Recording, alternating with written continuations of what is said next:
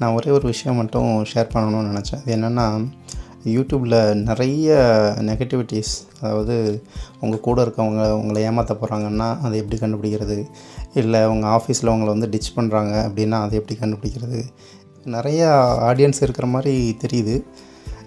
நான் என்னோடய பெர்ஸ்பெக்டிவில் நான் என்ன சொல்லணும்னு நினைக்கிறேன்னா, பொதுவாக மனிதர்கள் எல்லாருமே நல்லவங்க தான்.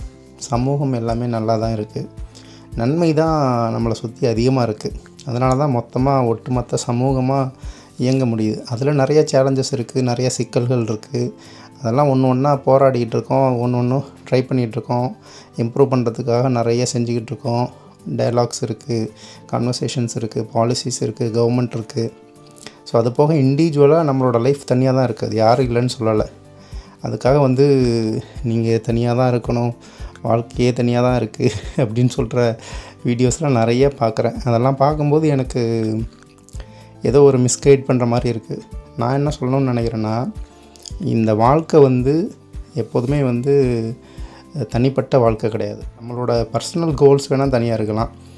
ஆனால் அந்த பர்சனல் கோல்ஸோட இம்பேக்ட்டு எப்போதுமே அது வந்து ஒட்டுமொத்த சமூகத்துக்கும் அதோட இம்பேக்ட் இருக்கும். நம்ம பண்ணுற செயல்கள் மூலமாக ஏதாவது வேல்யூஸ் க்ரியேட் பண்ண முடியுமா அப்படின்னு பார்க்கலாம். அதுதான் வந்து நம்ம செய்ய வேண்டியது. அதை விட்டுட்டு ரொம்ப ஓவராக அனலைஸ் பண்ண தேவையில்லை. நம்ம கூட இருக்கவங்க எப்படி இருப்பாங்களோ அப்படி இருப்பாங்களோ, இல்லை ஆஃபீஸில் அதை பண்ணுவாங்களோ இதை பண்ணுவாங்களோ, இந்த ஓவர் திங்கிங்லாம் விட்டுட்டு நம்ம பாட்டுக்கு தெளிவாக நம்மளுக்குன்னு ஒரு வேலை இருக்கும், அதை பண்ணிவிட்டு நம்மளை பார்த்துக்கிட்டாலே வந்து அது ஒட்டுமொத்தமாக சமூகத்துக்கே செய்கிற ரொம்ப நன்மைன்னு நான் நினைக்கிறேன். அதை விட்டுட்டு ரொம்ப அனலைஸ் பண்ணாதீங்க. நம்புங்க, வாழ்க்கையை உண்மையிலே நம்புங்க, கூட இருக்கவங்களையும் நம்புங்க. ஏமாற்றங்கள், தோல்விகள், விரக்தி, இது எல்லாமே வந்து லைஃப்பில் வந்து ஒரு பார்ட் ஆஃப் த ப்ராசஸ் தான். அதெல்லாம் நடந்து தான் ஆகும். அதிலேருந்து மீண்டு வந்து தான் ஆகணும். அதுக்காக வந்து அதையே பிடிச்சிட்டு தொங்கிட்டே இருந்தோம்னா நம்மளால் அடுத்த கட்டத்துக்கு போக முடியாது. நம்மளை யாரோ ஏமாற்றிட்டாங்க அப்படிங்கிறதுக்காக எல்லாருமே ஏமாற்றுவாங்கன்னு நினைக்கக்கூடாது. அதனால் நம்புங்க, அதுதான் நம்மளோட இயல்பு.